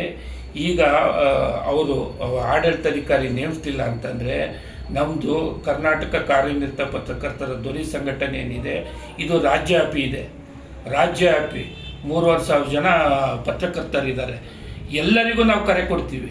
ಎಲ್ಲರಿಗೂ ಕರೆ ಕೊಟ್ಟು ನಮ್ಮ ರಾಜ್ಯಾಧ್ಯಕ್ಷರಿಗೂ ಕರೆ ಕೊಡ್ತೀವಿ. ಅವರು ಬರೋ ಸಂಭವ ಇದೆ. ಮಾರ್ಚ್ 20ನೇ ತಾರೀಕು ನಾವು ಇದು ಜಿಲ್ಲಾಧಿಕಾರಿಗಳ ಒಳಗಡೆ ಮಾರ್ಚ್ 20 ಪ್ರೆಸ್ಟೆಸ್ಟಿಗೆ ಬೀಗ ಹಾಕಿಸಿ ಆಡಳಿತಾಧಿಕಾರಿ ನೇಮಿಸಲಿಲ್ಲ ಅಂದರೆ ನಾವು ಆ ಜಾಗದಲ್ಲಿ ಪ್ರತಿಭಟನೆ ಮಾಡ್ತೀವಿ. ಅಲ್ಲೇ ಶಾಮಿಯಾನ ಹಾಕ್ತೀವಿ, ಅಲ್ಲೇ ಅಡುಗೆ ಮಾಡ್ತೀವಿ, ಅಲ್ಲೇ ಊಟ ಮಾಡ್ತೀವಿ. ಆಡಳಿತಾಧಿಕಾರಿ ನೇಮಿಸೋವರೆಗೂ ಬೇಕಾದಾಗಲಿ ನಮ್ಮನ್ನು ಅರೆಸ್ಟ್ ಮಾಡ್ತಾರಾ ಮಾಡಲಿ, ಕೇಸ್ ಹಾಕ್ತಾರಾ ಹಾಕ್ಲಿ. ಯಾಕೆಂದರೆ ಸರ್ಕಾರಿ ಪತ್ರಿಕಾ ಭವನ ಕಂಡಿರೋದು, ಅಲ್ಲಿ ದುಡ್ಡು ವಸೂಲಿ ಮಾಡೋದನ್ನ ಇವ್ರು ಕೇಳಲ್ಲ ಅಂತಂದ್ರೆ ಇನ್ಯಾಕೆ ಕೇಳಬೇಕು? ಇದು ನ್ಯಾಯ ಇದೆಯೋ ಇಲ್ವೋ? ಇದು ನ್ಯಾಯಯುತ ಅಲ್ವಾ ಇದು ಹೋರಾಟ? ಇದು ನನ್ನ ಮನೆಗೆ ಏನಾರು ಆಗ್ಬೇಕಾ? ಸರ್ಕಾರದ ದುಡ್ಡು ಕಂಡ್ರೆ 15 ವರ್ಷ ಆಯಿತು. 10 ವರ್ಷದಿಂದ ಸುಲಿಗೆ ನಡೀತಾ ಇದೆ, ದರೋಡೆ ನಡೀತಾ ಇದೆ, ಹಣ ಸಂದಾಯ ಆಗಿಲ್ಲ. ಈ ಲೆಕ್ಕ ಕೇಳ್ಬೇಕಾ ಇಲ್ಲ? ಜಿಲ್ಲಾಧಿಕಾರಿಗಳು ಕೇಳ್ಬೇಕಾಯ್ತಾ ಇಲ್ಲ? ವಾರ್ತಾಧಿಕಾರಿ ಕೇಳಬೇಕು. ವಾರ್ತಾಧಿಕಾರಿ ಬೊಂಬಡಿ ಹೊಡಿತಾನೆ. ಅದು ಏನಾಗಿದೆಯೋ ಏನೋ, ಹೀಗೆ ಟ್ರಸ್ಟ್ ಅಧ್ಯಕ್ಷ ಪರವಾಗಿ ಬೊಂಬಡಿ ಹೊಡಿತಾನೆ. ಅವನು ಏನಾದ್ರು ಹೋಗ್ಬಿಟ್ರೆ ಇದು ಎಂಥದ್ದು ಪತ್ರಿಕಾ ಭವನನೇ ಇರಲ್ಲಂತೆ. ಆಮೇಲೆ ಇಲ್ಲಿ ವಾರ್ತಾಧಿಕಾರಿ ಏನಾದ್ರು ಟ್ರಾನ್ಸ್ಫರ್ ಆಗ್ಬಿಟ್ರೆ ವಾರ್ತಾ ಇಲಾಖೆ ಬೀಗ ಹಾಕ್ಬೇಕಂತೆ. ಏನ್ರಿ ಎಷ್ಟು ಅಧಿಕಾರಿಗಳು ಬರ್ತಾರೆ ಹೋಗ್ತಾರೆ. ನಾವು ಇಲಾಖೆಯಲ್ಲಿ ಇದ್ದರು ಎಷ್ಟು ಜನ SP ಬರ್ತಾರೆ, ಎಷ್ಟು ಜನ DC ಬರ್ತಾರೆ. ಹಂಗಂದ ತಕ್ಷಣ DC ಆಫೀಸ್ ಬೀಗ ಹಾಕ್ಬಿಡ್ತಾರಾ? SP ಆಫೀಸ್ ಬೀಗ ಹಾಕ್ಬಿಡ್ತಾರಾ? ಇವಾಗ ಮಾರ್ತಿ ಹೋಗ್ಬಿಟ್ರೆ ವಾರ್ತಾ ಇಲಾಖೆಗೆ ಬೀಗ ಹಾಕ್ಬಿಡ್ತಾರಾ? 15 ವರ್ಷ ಬಿಟ್ಟಿರೋದೇ ಹೆಚ್ಚು. ಅವನು ಕೇಳ್ಬಿಟ್ರೆ ವಾರ್ತಾ ಇಲಾಖೆಯಲ್ಲಿ ನಾವು ವಿವಿಧ ಇಲಾಖೆಗೆ ಕಂಪ್ಲೇಂಟ್ ಮಾಡಿದ್ದೀವಿ. ಆಗಲೇ ಅವನ ಮೇಲೆ ಕೇಸ್ ಇದ್ದಾವೆ, ಕೇಸ್ ಚಾರ್ಜಸ್ ಇದ್ದಾವೆ. ಸೆಕ್ರೆಟರಿಗೆ ಅರ್ಜಿ ಬರೆದಿದ್ದೀವಿ, ವಾರ್ತಾ ಇಲಾಖೆಗೆ ಅರ್ಜಿ ಬರೆದಿದ್ದೀವಿ. 15 ವರ್ಷದಿಂದ ಇಲ್ಲೇ ಇದ್ದಾನೆ. ಅವನದು ವಾರ್ತಾ ಇಲಾಖೆ ಎಲ್ಲ ಕುಲಗೆಡಿಸಿದ್ದಾನೆ, ಅವ್ಯವಹಾರ ಮಾಡಿದ್ದಾನೆ, ದುರುಪಯೋಗ ಮಾಡಿದ್ದಾನೆ ಅಂತ. ಮತ್ತಿಲ್ಲಿ ಪತ್ರಿಕಾ ಭವನನ್ನು ಬಿಡ್ಸೋಕೆ ಅವನು ಸಹಕಾರ ಕೊಡ್ತಾಯಿಲ್ಲ. ಅಲ್ಲಿ ದುಡ್ಡಾರು ಬರಂಗೆ ಮಾಡಬೇಕು. ಸರ್ ನಮ್ಮದು ಪತ್ರಿಕಾ ಭವನ ಅಂತ ಹೇಳಬೇಕು. ನೋಡಿ ಇದ್ರ ಪ್ರಕಾರನೇ ಇದು ಕೇಂದ್ರ ವಾರ್ತಾ ಇಲಾಖೆ ಅಲ್ಲಂದ್ರೆ ಇದು ಆದೇಶ. ಕೇಂದ್ರ ವಾರ್ತಾ ಇಲಾಖೆ ಯಾರು? ಇದು ವಿಶ್ವಕುಮಾರ್. ಅವನಿಗೆ ಮಾರುತಿಗೆ ಇದು ತೋರಿಸ್ಬೇಕಿತ್ತು. 25 ಲಕ್ಷ ಬಿಡುಗಡೆ ಮಾಡಿ, 25 ಲಕ್ಷ ಪ್ರಾಥಮಿಕವಾಗಿ ಬಜೆಟಲ್ಲಿ ತೀರ್ಮಾನ ಮಾಡಿ ಬಿಡುಗಡೆ ಮಾಡಿರೋದು. ಮ್ಯಾನೇಜ್ಮೆಂಟು ವಾರ್ತಾ ಇಲಾಖೆ ಅಂತಲೇ ಇದಲ್ವಾ? ವಾರ್ತಾ ಇಲಾಖೆನೇ ಫಸ್ಟ್ ಬಿಡುಗಡೆ ಮಾಡಿರೋದು. ಅನುದಾನ ಬಜೆಟ್ ಮೂಲಕ ಆದೇಶ ಯಾರು ಮಾಡಿರೋದು? ವಿಶ್ವಕುಮಾರ್, SR ವಿಶ್ವಕುಮಾರ್ ನಿರ್ದೇಶಕರು ವಾರ್ತಾ ಇಲಾಖೆ. ಇವರು ಎಲ್ಲ ಜಿಲ್ಲೆಗಳು ನೋಡಿ ಇಲ್ಲಿ ಎಷ್ಟು ಕ್ಲೀನಾಗಿದೆ. ಇಲ್ಲಿ ನೋಡಿ 2009-10ನೇ ಸಾಲಿನ ರಾಜ್ಯ ಆಯವ್ಯಯದಲ್ಲಿ ರಾಜ್ಯದ ಎಲ್ಲ ಜಿಲ್ಲಾ ಕೇಂದ್ರಗಳಲ್ಲಿ ಪತ್ರಿಕಾ ಭವನ ಅಥವಾ ಮಾಧ್ಯಮ ಕೇಂದ್ರಗಳ ನಿರ್ಮಾಣಕ್ಕಾಗಿ ಪ್ರತಿ ಜಿಲ್ಲಾ ಕೇಂದ್ರಗಳಿಗೆ ತಲಾ 25 ಲಕ್ಷ ರೂಪಾಯಿಗಳ ಅನುದಾನ ನೀಡುವುದಾಗಿ ಮಾನ್ಯ ಮುಖ್ಯಮಂತ್ರಿಗಳು ಘೋಷಣೆ ಮಾಡಿರ್ತಾರೆ. ಆ ಆದೇಶ ಪ್ರಕಾರ ಯಾವ ಜಿಲ್ಲೆಯಲ್ಲಿ ನಿವೇಶನ ಹೊಂದಿದ್ದಾರೆ ಅಲ್ಲಿ ಬಿಡುಗಡೆ ಮಾಡಿದೆ. ಹಂಗಾರೆ ಸರ್ಕಾರಿ ನಿವೇಶನ ಮಂಜೂರಾದ್ಮೇಲೆ ತಾನೇ ಹಣ ಬಿಡುಗಡೆ ಮಾಡೋದು. ಇವನು ಏನು ಕಿತಾಪತಿ ಮಾಡಿದ್ದಾನೆ ಏನು ಮಾಡಿದ್ದಾನೆ, ಸರ್ಕಾರಿ ಜಾಗ ಪ್ರಶ್ನಿಸಿ ಕೊಡೋಕ್ಕೆ ಬರಲ್ಲ. ಅಂದರೆ ರಾಜ್ಯ ಸರ್ಕಾರ ಎಲ್ಲ ಜಿಲ್ಲೆಯಲ್ಲೂ ಪತ್ರಿಕಾ ಭವನ ಜಿಲ್ಲಾಡಳಿತ ಉಸ್ತುವಾರಿನೂ ನಡಿಬೇಕು ಅಂತ ಮಾಡಿದ್ದನ್ನ ಒಳ್ಳೆ ಉದ್ದೇಶ ಇಟ್ಕೊಂಡು ಶಿವಮೊಗ್ಗದಲ್ಲಿ ಟ್ರಸ್ಟ್ ಅಧ್ಯಕ್ಷ ಕೇಂದ್ರ ವಾರ್ತಾ ಇಲಾಖೆ ಕನಸಿನ ಕೂಸಿದ್ದು ನನಗೂ ಸಂತೋಷ. ಎಲ್ಲ ಸಮಾನ ಮನಸ್ಕ ಪತ್ರಕರ್ತರಿಗೆ ಅವ್ರ ಕಾರ್ಯಚಟುವಟಿಕೆಗೆ ಅನುಕೂಲ ಆಗಬೇಕು. ಎಲ್ಲ ಕಡೆ ಒಂದು ಕಡೆ ಇದ್ದರೆ ಎಲ್ಲೂ ಹೋಗೋದು ತಪ್ಪುತ್ತೆ, ಎಲ್ಲೋ ಒಂದು ಕಡೆ ಪ್ರೆಸ್ ಮೀಟ್ ಆದರೆ ಎಲ್ಲರಿಗೂ ಸುದ್ದಿ ಸಿಗುತ್ತೆ ಮತ್ತು ಒಂದು ಕಡೆ ಕೂತ್ಕೊಳ್ಳೋಕೆ ಅನುಕೂಲ ಆಗುತ್ತೆ ಅಂತ ಮಾಡಿರತಕ್ಕಂಥ ಪತ್ರಿಕಾ ಭವನ ಎಲ್ಲ ಪತ್ರಕರ್ತರಿಗೆ ಉಪಯೋಗ ಆಗಬೇಕು. ಆದರೆ ಅವನಲ್ಲಿ ಹೇಳೋದು ಟ್ರಸ್ಟ್ ಅಧ್ಯಕ್ಷ ನಂದೇ ಟ್ರಸ್ಟ್ ನನಗೆ ಇಲ್ಲಿ ಟ್ರಸ್ಟ್ನಲ್ಲಿ ಮಾತ್ರ ಇಲ್ಲಿ ಪ್ರವೇಶ, ಬೇರೆಯವ್ರಿಗೆ ಪ್ರವೇಶ ಇಲ್ಲ, ಬೇರೆಯವ್ರಿಗೆ ಬಿಡಲ್ಲ ಅಲ್ಲಿ. ಆದರೆ ನನ್ನ ಪ್ರಕಾರ ಅವನಿಗೆ ಪ್ರವೇಶ ಇಲ್ಲ. ಅಲ್ಲಿ ಪತ್ರಿಕಾ ಭವನದಲ್ಲಿ ಟ್ರಸ್ಟ್ ಅಧ್ಯಕ್ಷ ಅಂತ ಹೇಳ್ಕೊಂಬರ್ತಂದಲ್ಲ, ಅದು 420 ಕೇಸ್ ತಾನೆ ಅದು. ನಾನು ಅಧ್ಯಕ್ಷ ಅಲ್ಲ ಅಂದಾಗ ಅಧ್ಯಕ್ಷ ಅಂತ ಹೇಳ್ಕೊಂಡು ಮಾಡೋದು ತಪ್ಪಾನೆ. ಅದು ದೂರು ಕೊಟ್ಟಿದ್ದೀರಲ್ಲ, ಈಗ ದೂರು ಕೊಟ್ಟಿದ್ದೀವಿ, ಆದರೆ ಕ್ರಮ ಆಗಿಲ್ಲ. ಅದಕ್ಕೆ ನಾವು ಇವಾಗ ಏನು ಮಾಡ್ತಾ ಇದ್ದೀವಿ, ನಾವು ಇವಾಗ ಮಾರ್ಚ್ 10ನೇ ತಾರೀಕು ಗಡುವು ಕೊಟ್ಟಿದ್ದೀವಿ. ಮಾರ್ಚ್ 20ಕ್ಕೆ ಗಡುವು ಕೊಟ್ಟಿದ್ದೀವಿ. ಅಷ್ಟರೊಳಗಡೆ ಜಿಲ್ಲಾಧಿಕಾರಿಗಳು ಏನಾದ್ರು ಪತ್ರಿಕಾ ಭವನಕ್ಕೆ ಬೀಗ ಹಾಕೋದಾಗಲಿ ಅಥವಾ ಆಡಳಿತಾಧಿಕಾರಿ ನೇಮಿಸಲಿಲ್ಲ ಅಂತಂದರೆ ನಾವು ಉಗ್ರ ಪ್ರತಿಭಟನೆ ಮಾಡ್ತೀವಿ. ಹೆಚ್ಚು ಕಡಿಮೆ 1,000 ಜನ ಪತ್ರಕರ್ತರಲ್ಲಿ ಬರ್ತಾರೆ. ಇವ್ರು ಬೇಕಾದ್ ಮಾಡಲಿ, ನಾವಂತೂ ಬೀಗ ಹಾಕ್ತೀವಿ. ಅಲ್ಲಿಂದ ಪ್ರೆಸ್ಟಸ್ಟ್ ಬೋರ್ಡ್ ಎಲ್ಲ ಏನಿದೆ ಅದನ್ನು ಕಿತ್ತಾಕ್ತೀವಿ. ಬೇಕಾದ್ರೆ ಕೇಸ್ ಮಾಡ್ತಾರ ಮಾಡಲಿ. ಯಾಕೆಂದರೆ ಪ್ರೆಸ್ಟಸ್ಟ್ ಬೋರ್ಡು ಸರ್ಕಾರಿ ಪತ್ರಿಕಾ ಭವನದಲ್ಲಿ ಹೆಂಗೆ ಹಾಕ್ತಾರದು? ಹಾಕೋಕ್ಕೆ ಬರಲ್ಲ. ಮತ್ತು ಅಧ್ಯಕ್ಷನೂ ಅಲ್ಲ ಅವರು, ಪ್ರೆಸ್ಟಸ್ಟ್ ಅಧ್ಯಕ್ಷನೂ ಅಲ್ಲ. ಹೋಗಲಿ, ನಮ್ಮ ಪತ್ರಿಕಾ ಭವನದ ಅಧ್ಯಕ್ಷ ಅಂತ ನಾವು ಹೇಳ್ಕೊಳಕ್ಕೆ ಅವ್ರು ಅಧ್ಯಕ್ಷನೂ ಅಲ್ಲ. ಇಂಥ ಚಟುವಟಿಕೆ ಇದೆ ಅಂತ ನಾವು ಪೊಲೀಸ್ ಸ್ಟೇಷನ್ ಕಂಪ್ಲೇಂಟ್ ಕೊಟ್ಟಿದ್ದೀವಿ, ಅಲ್ಲೂ ಕೇಸ್ ಮಾಡಿಲ್ಲ. ಆಮೇಲೆ ಜಿಲ್ಲಾಧಿಕಾರಿಗಳಿಗೆ ಆರನೇ ಬಾರಿ ಮನವಿ ಮಾಡ್ತೀವಿ ಅಂತ ಅಂತಾರೆ. ಇದಕ್ಕಿಂತ ಇನ್ನೇನು ದಾಖಲೆ ತೋರಿಸ್ಬೇಕು? ಅವರು ದಾಖಲೆ ತರಿಸ್ಕೊಂಡು ಮಾಡ್ಬೇಕು. ಪತ್ರಿಕಾ ಭವನದ ಏನಿದೆ ಅಂತ ಜಿಲ್ಲಾಧಿಕಾರಿಗಳು ಅಲ್ಲಿ ಕೇಸ್ ವರ್ಕರ್ ಇರ್ತಾರೆ, ಅವ್ರು ತರಿಸ್ಕೊಂಡು ಮಾಡಬೇಕು. ಆದರೆ ನಾವು ಇವಾಗ ಸರ್ಕಾರದ ಪರವಾಗಿ ನಾವು ಕೆಲಸ ಮಾಡಬೇಕಾಗಿದೆ. ಹಾಗಾಗಿ ಈಗ ಇದನ್ನು ಮಾಡಲಿಲ್ಲ ಅಂತಂದರೆ ನಾವು ಲೋಕಾಯುಕ್ತದಲ್ಲಿ ಕೇಸ್ ಮಾಡ್ತಾಯಿದ್ದೀವಿ. ಸಂಬಂಧಪಟ್ಟ ಅಧಿಕಾರಿಗಳು 5 ಜನ ಯಾರಿದ್ದಾರೆ ನೋಡಿ, ಇಲ್ಲಿ 5 ಜನ ಈ ಕಮಿಟಿ ಸದಸ್ಯರುಗಳು ಯಾರಿದ್ದಾರೆ ಅವ್ರ ಮೇಲೆ ನಾವು ಇವಾಗ ರಿಟ್ ಪಿಟಿಷನ್ ಹಾಕ್ತಾಯಿದ್ದೀವಿ ಹೈಕೋರ್ಟಲ್ಲಿ. 20ನೇ ತಾರೀಕುವರೆಗೂ ಕಾಯ್ತೀವಿ. ಹೈಕೋರ್ಟಲ್ಲಿ ಇವ್ರು ನಿರ್ಲಕ್ಷ್ಯ ಮಾಡಿದಾರೆ ತಾನೆ. ಸರ್ಕಾರಿ ಪತ್ರಿಕಾ ಭವನ ಇವರು ವಹಿಸ್ಕೋಬೇಕು ತಾನೆ, ಮತ್ತು ಆ ದುಡ್ಡು ವಸೂಲಿ ಆಗಿದ್ದು ಕೇಳ್ಬೇಕು ತಾನೆ. ಏನು ರೀ, ಕೋಟಿಗಟ್ಟಲೆ ದುಡ್ಕೊಂಡ್ರಿ ಇಲ್ಲಿ ವಸೂಲಿ ಆಗ್ತಾ ಇರೋದು? 15 ವರ್ಷ ಅಂದರೆ ಲೆಕ್ಕ ಹಾಕಿ ಎಷ್ಟು ದುಡ್ಡು. ಇದುವರೆಗೂ ಯಾರು ಲೆಕ್ಕ ಕೇಳಿದಾರ? ನಾವು ಲೆಕ್ಕ ಕೇಳ್ತಾ ಇದ್ದೀವಿ. ಸರ್ಕಾರಿ ಪತ್ರಿಕಾ ಭವನ ಲೆಕ್ಕ ತೊಗೊಳ್ಳಿ ಸರ್. ಅದು ಆ ದುಡ್ಡು ಅನ್ಯಾಯವಾಗಿ ಯಾರೋ ಜೋಕ್ ತುಂಬ್ಕೊಂಡು ಹೋಗ್ತಾ ಇದ್ದಾರೆ ವಸೂಲಿ ಅಂತ. ಇವ್ರ ಪ್ರಕಾರ ಇವರು ಕ್ರಮ ತೊಗೊಳ್ಳಿಲ್ಲ ಅಂತಂದರೆ ನಾವು ರಿಟ್ ಪಿಟಿಷನ್ ಹಾಕ್ತೀವಿ, ಮತ್ತು ಲೋಕಾಯುಕ್ತದಲ್ಲಿ ಕೇಸ್ ಮಾಡ್ತೀವಿ. ಈಗ ಕೋರ್ಟಲ್ಲಿ ಅಲ್ಲೇ PCR ಹಾಕೋಕ್ಕೆ ನಾವು, ಯಾಕೆಂದರೆ ನಾವು ಕೇಸ್ ಕೊಟ್ಟಿದ್ದೀನಿ, ಇದುವರೆಗೂ FIR ಹಾಕಿಲ್ಲ. ಯಾರು ಅಲ್ಲಿ ಮಂಜುನಾಥ್ ಅನ್ನೋರು ಅಲ್ಲಿ ಹಣ ವಸೂಲಿ ಮಾಡ್ತಾಯಿದ್ದಾರೆ ಪತ್ರಿಕಾ ಭವನ ಸರ್ಕಾರಿ ಭವನ. ಕೇಸ್ ಮಾಡ್ಬೇಕು ತಾನೆ, ಅವ್ಯವಹಾರ ತಾನೇ ಅದು. ಇವಾಗ ನಾನು ಹಂಗಾರೆ ಹೋಗಿ ನಾನು ಇವಾಗ ಬೋರ್ಡ್ ಹಾಕೊಂಡು ಇವಾಗ ನಮ್ಮದು ಪತ್ರಿಕಾ ಭವನ ಬೋರ್ಡ್ ಹಾಕೊಂಡು ನಾವು ಅಲ್ಲಿ ಕೂತ್ಕೋಬೋದಲ್ಲ? ಹಂಗಾರೆ ನಾನು ಜಿಲ್ಲಾಧ್ಯಕ್ಷ ಅಲ್ವಾ? ನಾನು ನಮ್ಮ ಪತ್ರಿಕಾ ಭವನ ಬೋರ್ಡ್ ಹಾಕ್ತೀನಿ. 20ನೇ ತಾರೀಕು ಬೋರ್ಡ್ ಹಾಕ್ತೀವಿ ನಾವು. ಸರಿ, ಒಟ್ಟಾರೆ ನಾಗರಾಜ್ ಅವರೇ, ನಿಮ್ಮ ಪತ್ರಿಕಾ ಭವನ ಜಿಲ್ಲಾಡಳಿತಕ್ಕೆ ವಹಿಸ್ಕೊಡ್ಬೇಕು ಅನ್ನೋ ಹೋರಾಟಕ್ಕೆ 1 ತಿಂಗಳು ಮೇಲಾಯಿತು. ಈಗ ಮಾರ್ಚ್ 20ಕ್ಕೆ ಗಡುವು ಕೊಟ್ಟಿದ್ದೀರ. ಅಷ್ಟರಲ್ಲಿ ಜಿಲ್ಲಾಡಳಿತ ಪತ್ರಿಕಾ ಭವನಕ್ಕೆ ಆಡಳಿತಾಧಿಕಾರಿ ನೇಮಕ ಮಾಡಿ ತನ್ನ ಸುಪರ್ದಿಗೆ ತಗೊಳ್ಳಿಲ್ಲ ಅಂದರೆ ಹೋರಾಟ ಗಂಭೀರವಾಗಿ ತಗೊಳ್ತೀರಾ ಅಂತ ಹೇಳ್ತಾ ಇದ್ದೀರಾ? 100%. ಹಾಗೆ ನೀವು ನ್ಯಾಯಯುತ ಹೋರಾಟಕ್ಕೆ ಸುದ್ದಿ ಸಾರ್ವಪತ್ರಿಕೆಯರು ನಮ್ಮ ಹತ್ರ ಬಂದು ಇರೋ ವಿಚಾರನ ಕೇಳಿದ್ದೀರ, ತಮಗೂ ಧನ್ಯವಾದಗಳು. ಇಂಥ ನ್ಯಾಯಯುತ ಹೋರಾಟಕ್ಕೆ ಪತ್ರಕರ್ತರು ಯಾವಾಗಲೂ ಬೆಂಬಲಿಸಬೇಕು. ನಮ್ಮದು ಅಷ್ಟೇ, ನ್ಯಾಯಯುತ ಹೋರಾಟಕ್ಕೆ ನಾವು ಇವಾಗ ಎಲ್ಲ ಸಮಾನ ಮನಸ್ಕ ಪತ್ರಕರ್ತರಿಗೆ ನಾವು ವಿನಂತಿ ಮಾಡ್ಕೊಳ್ತಾ ಇದ್ದೀವಿ. ಈಗಲೂ ನ್ಯಾಯಯುತ ಹೋರಾಟಕ್ಕೆ ಎಲ್ಲರೂ ಬೆಂಬಲಿಸಿ. ಅಲ್ಲಿ ಪತ್ರಿಕಾ ಭವನ ಎಲ್ಲರಿಗೂ ಸೇರೋಂಥದ್ದು. ಯಾರೋ ಒಬ್ಬ ವ್ಯಕ್ತಿಯ ಸುಪರ್ದಿಗೆ ಬಿಡೋದು ಬೇಡ, ಅದು ಸರ್ಕಾರ ನಿರ್ವಹಿಸಲಿ ಅನ್ನೋದು ನಮ್ಮದು ಒತ್ತಾಯ. ಒಳ್ಳೆ ದೃಷ್ಟಿ ಇಸ್ಕೊಂಡು ಹೋರಾಟ ಮಾಡ್ತಾಯಿದ್ದೀವಿ. ದಯಮಾಡಿ ಜಿಲ್ಲಾಧಿಕಾರಿಗಳು ಸಹಕರಿಸಿ. ಇನ್ನೂ ಟೈಮ್ ಇದೆ, ಈ ಬಗ್ಗೆ ಕ್ರಮ ತಗೊಳ್ತಾರೆ ಅನ್ನೋದು ನಮಗೆ ನಂಬಿಕೆ ಇದೆ. ಜಿಲ್ಲಾ ರಕ್ಷಣಾಧಿಕಾರಿಗಳು ಸಹ ಎಲ್ಲ ಇವು ದಾಖಲೆಗಳನ್ನು ತೋರಿಸಿದ್ದೀವಿ. ಇಬ್ಬರೂ ಈ ಬಗ್ಗೆ ಕ್ರಮ ವಹಿಸ್ತಾರೆ ಅನ್ನೋದು ನಮಗಿನ್ನೂ ನಂಬಿಕೆ ಇದೆ. ಕಾದು ನೋಡುವ ಏನಾಗುತ್ತೆ ಅಂತ. ಅದಾಗಲಿಲ್ಲ ಅಂದರೆ ನಾವು ಬಿಡೋಲ್ಲ, ಉಗ್ರ ಹೋರಾಟ ಮಾಡ್ತೀವಿ. ಅದು ಏನು ಜೈಲಿಗೆ ಹಾಕ್ತಾರಾ, ಕೇಸ್ ಹಾಕ್ತಾರಾ, ಮಾಡಲಿ. ಯಾಕೆಂದರೆ ನಮ್ಮ ಪತ್ರಿಕಾ ಭವನ ನಾವು ಎಲ್ಲರಿಗೂ ಉಪಯೋಗ ಆಗಬೇಕು. ಹಾಗಾಗಿ ನಾವು ಇದನ್ನು ಮಾಡ್ತೀವಿ. ಅಧಿಕಾರಿಗಳು ಮಾಡೋಕ್ಕಾಗಲಿಲ್ಲ ಅಂದ್ರೂ ಹೈಕೋರ್ಟಲ್ಲಿ ರಿಟ್ ಪಿಟಿಷನ್ ಹಾಕ್ತೀವಿ, ಲೋಕಾಯುಕ್ತಲ್ಲಿ ಕೇಸ್ ಮಾಡ್ತೀವಿ, PCR ಕೇಸು ಮಾಡ್ತೀವಿ, ಕಾನೂನಾತ್ಮಕವಾಗೂ ಹೋರಾಟ ಮಾಡ್ತೀವಿ. ಆಮೇಲೆ ಬೃಹತ್ ಪ್ರತಿಭಟನೆ ಸಹಿತ ನಾವು ಮಾಡ್ತೀವಿ. ಅದು ಏನಾಗುತ್ತೆ ಅಂತ ಗೊತ್ತಿಲ್ಲ ಪ್ರತಿಭಟನೆ ಕೂತಾಗ.